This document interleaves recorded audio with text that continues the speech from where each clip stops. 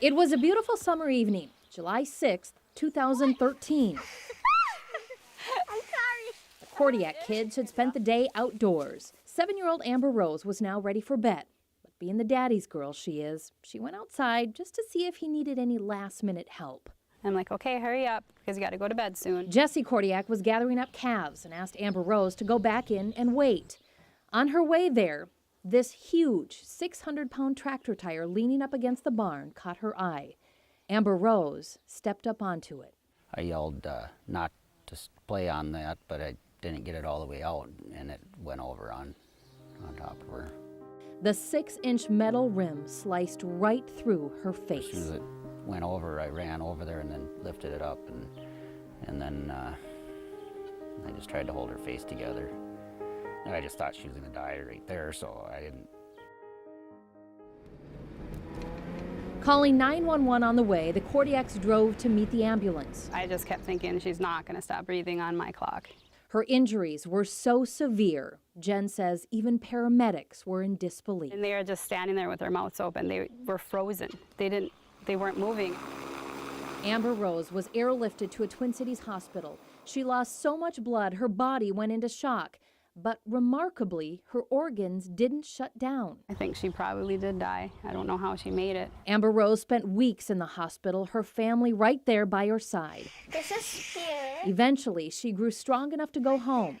What she told her family about the accident still gives them chills. When I went to heaven, I saw light beams of prayers coming to heaven. How did you know that they were light beams of prayers? Well, you know everything in heaven, so I just knew. Amber Rose says she could see her family's grief and frustration. She said she remembers wanting to come back to Earth. Because I didn't want my family to be hurt. You could see that they were sad. Over the next 3 years, Amber Rose walked the halls of numerous hospitals in the metro, visiting with doctors, having surgeries, dealing with a traumatic brain injury caused by the accident, and praying something could be done to fix her face. It's a natural human instinct to stare at something you don't understand. But she would get stares to where people would walk into walls. They wouldn't look away. Jen says her daughter never asked, "Why me?" It's really hard for her, but she doesn't let on. She doesn't dwell on it. Dozens of doctors worked on Amber Rose, eventually saying they'd done all they could do. With fingers crossed, Jen reached out to Mayo Clinic. Do you have a scar there at all, Amber? Dr. Aldous Bite, a plastic surgeon, takes her case. Now 10 years old, Amber Rose was about to embark on yet another journey, one her family wanted to share. They invited us to come along.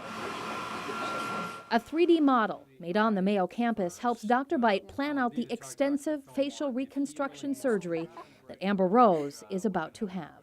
These 3D models right here are actually Amber Rose's face. They came from this printer right here. This one is what she looks like now. This blue coloring on her face is actually plates around her eye. This one is what doctors are expecting her to look like after surgery. On an early July morning, almost exactly 3 years to the date of her accident, Amber Rose walked nervously into Mayo Clinic. Maybe. Her entire family by her side. No one wants to let go of their baby, no matter how old they get. It's rare access seeing a team of Mayo doctors in action in the operating room, explaining as they go. So it's going to go in there like this. A custom piece of plastic is put into her eye socket to lift her eye up. To do this, doctors need to open her scalp. They reposition the corner of the eye, add rib bone to increase the projection of her nose, and take a plate off near the jaw, allowing her mouth to work better. For Jen, waiting is agony. The hardest part for me is to know that they're cutting my daughter up so much. 8 hours pass, then 10, then 12. Mayo Clinic closes down for the night, but doctors continue to work. 15 hours after she walked into the hospital, she is moved to recovery. A tired